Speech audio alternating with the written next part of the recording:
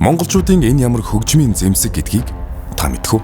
Монголчуудын гол хөгжмийн зэмсэг бол тэдний шүтэн болсон морины сүүлээр хосж авахцыг нь хийж, морины биеийн бүтцээр уралсан морин хуур билээ.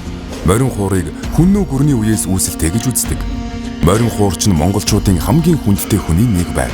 Монголчууд морин хуурыг бүтээж, түүний тоглох арга барилыг үндэсний уламжлалт урлагийн сонгодог төрөл болтол хөгжүүлж чадсан нь хүн төрөлхтний соёлын өв санд Монгол угсаатны оруулсан хувь нэмэр мөн гэдгийг үнэлж 2003 онд ЮНЕСКО Монголын уламжлалт морин хуурын урлагийг хүн төрөлхтний аман болон утга соёлын шилдэг дээжээр тунхаглажээ. Монгол хаан